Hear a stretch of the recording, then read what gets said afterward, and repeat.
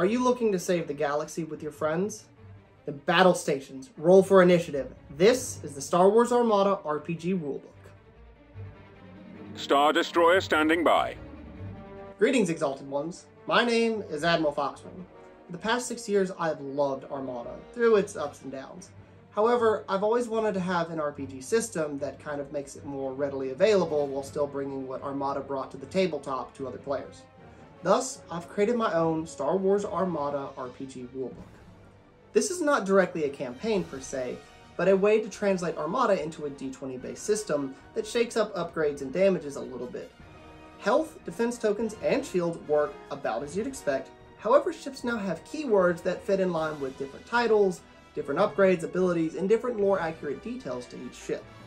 There are also new systems added to deal with damage and crew degradation, as well as certain components, in order to give the DM a lot more narrative significance to battles other than just who lost the most amount of ships or who took the most damage. Now, credit where credit is due, this is based off of a lot of Star Wars systems. That includes Empire at War, Thrawn's Revenge, Awakening of the Rebellion. It's all based off of the X-Wing series to include TIE Fighter and, of course, X-Wing Alliance. It also draws a lot of homage to X-Wing and a lot of other systems, and especially the statistics from Kuat Driveyard's website and the wonderful people that contribute to it.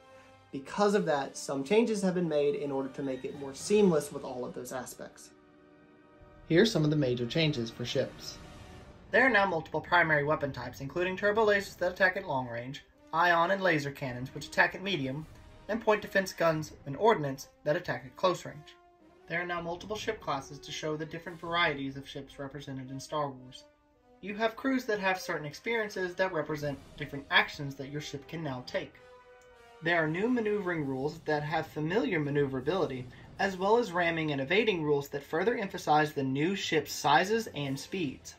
4 of the 5 weapons can increase their range like disposable capacitors, or increase their damage output like concentrate firepower.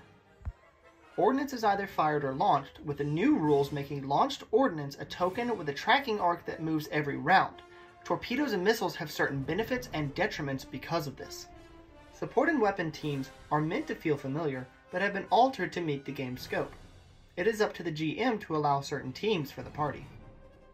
These charts are examples of damage output and die rolls for each type of weapon.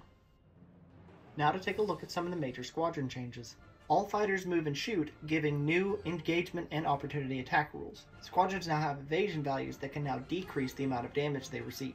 Squadrons can now carry ordnance and payload more in line with the X-Wing's miniatures game series, and there has been many reworks as far as keywords to support this.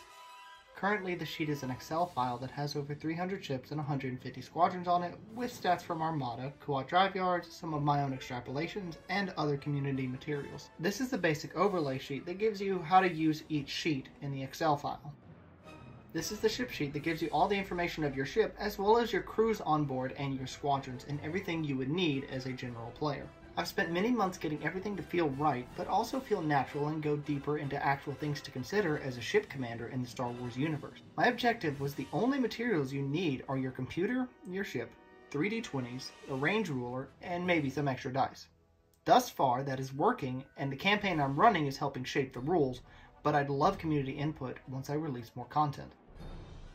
Ideally, I'll be doing a Q&A live stream that goes over all the new things I've added, certain abilities and certain ship choices I've made, and a few things that are critiquable that I'll provide plenty of justification for. If this video gets a good reception, I will certainly do it as soon as possible to get you guys the answers you need.